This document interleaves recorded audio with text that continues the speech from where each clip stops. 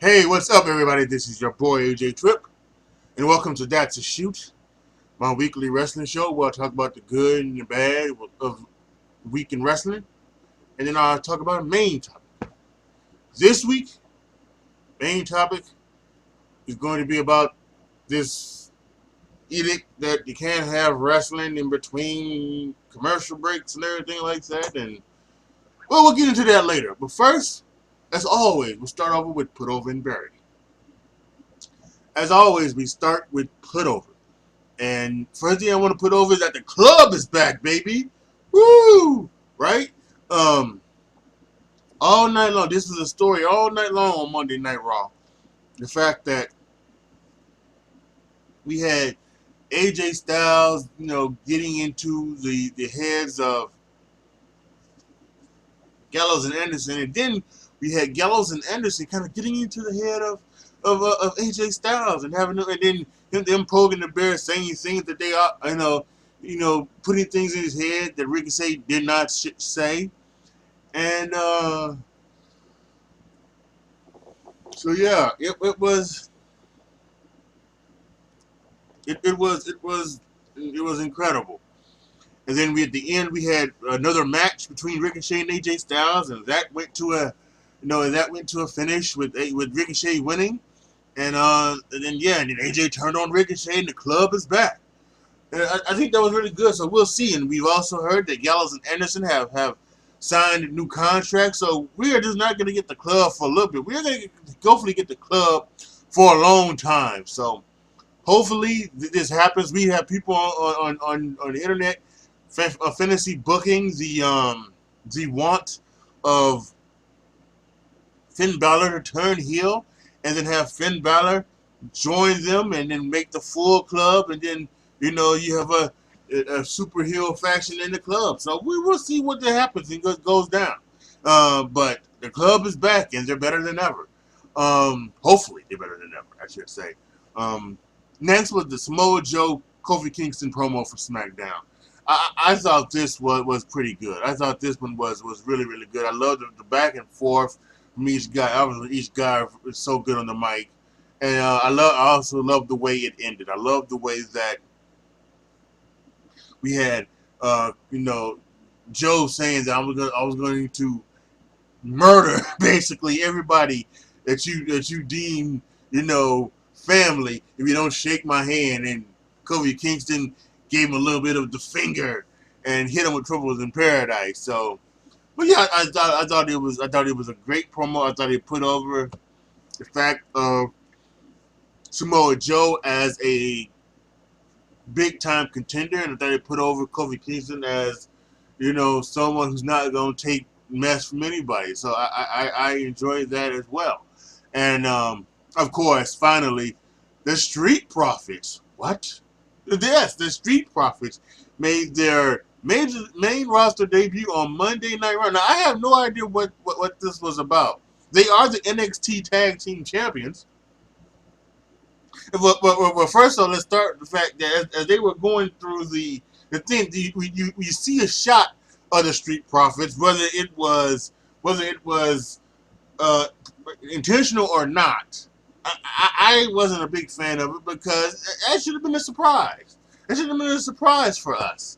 But for us TV watchers, and maybe even for those watching in the live arena, I don't know if they showed it on the screen or nothing like that. But yeah, so that we got that one. Then they came on later and they did their little stuff, and you know, really good. And then they came later with Paul Heyman, and they did something with Paul Heyman, which was pretty interesting. So I don't know. We'll see. This could just be a one time thing. This maybe could be another thing that is a part of the new Heyman experience, that they want the Street Profits on Monday Night Raw, and maybe they'll be doing double duty.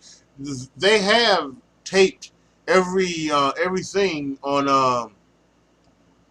NXT, so there's no need for them to need to like go back and fly, down for tapings or anything like that, So the Street Profits could be on Monday Night Raw. We'll see what happens this week. And now to bury. And the first thing we're gonna bury is the fact that Miz and Elias had another 2 out of 3 falls match. I just don't get it. It's I don't know why you would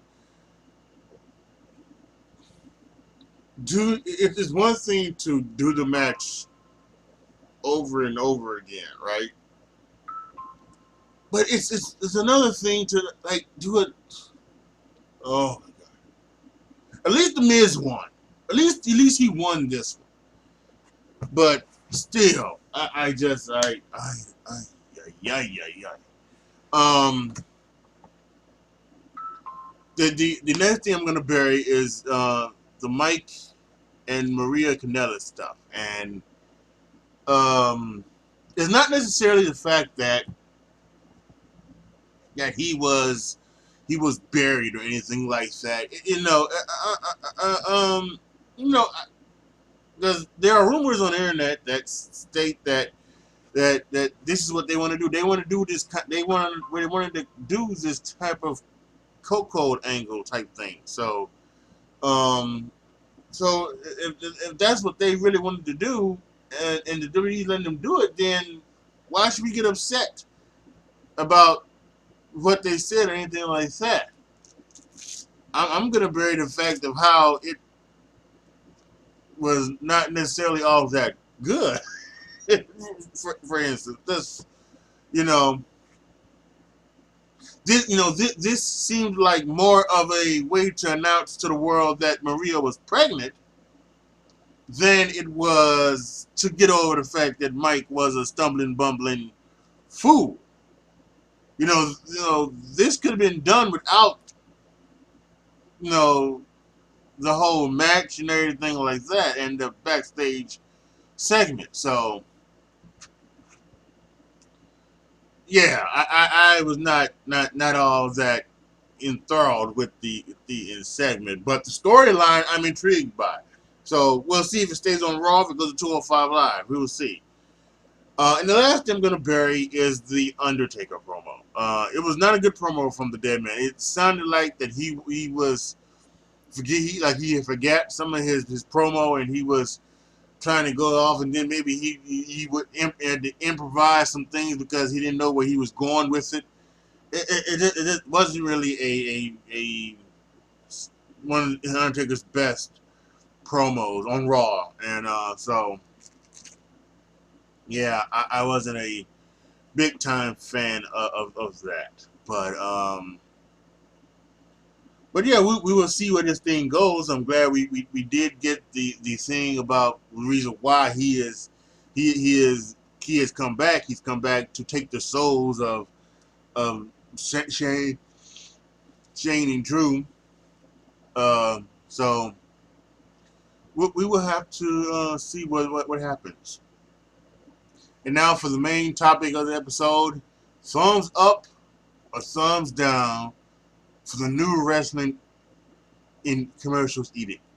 And it's a total thumbs down. I mean, we've seen this the past 2 weeks. I was going to be very straight up and forthright with you. I was going to talk about this last week, but we had the Eric Bischoff, Paul Heyman news. So I just decided to change it up and talk about that. But and decide, well, okay, well, let's give it another week. But I mean, come on, we can see this is obviously not working. It's obviously not working. It starts and stops and rehab. I mean, it's now becoming. It's already frustrating to have the whole match happen, and then you know not happen, and then something breaks down. Right, something breaks down. Interference happens. And someone comes out, helps the other person, and then we go to commercial break, and then we come back. There's a tag match, player. Um, but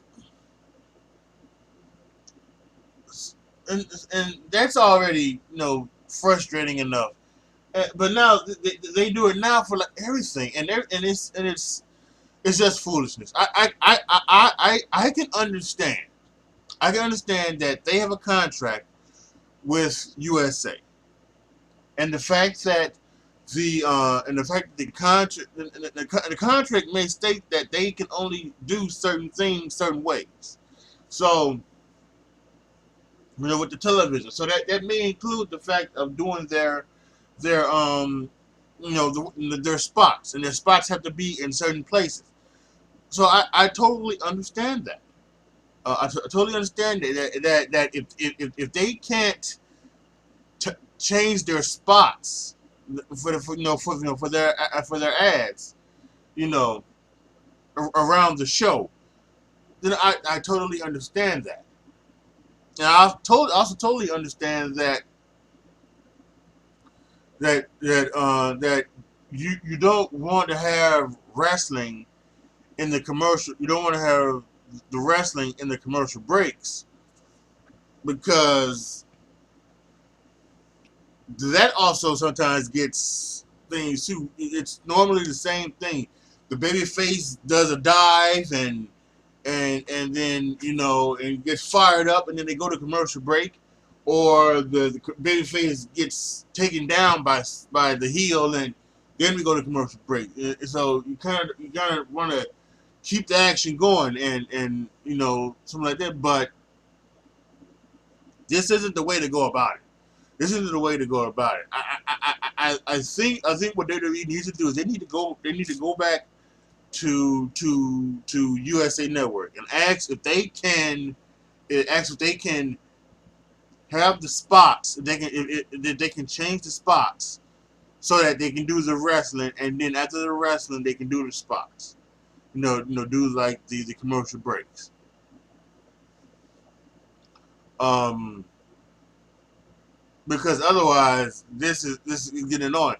It's been they've had more 2 out of 3 falls matches in the past 3 weeks, 3 or 4 weeks, than I'm sure they had the past 3 or 4 years. I would be certain of it.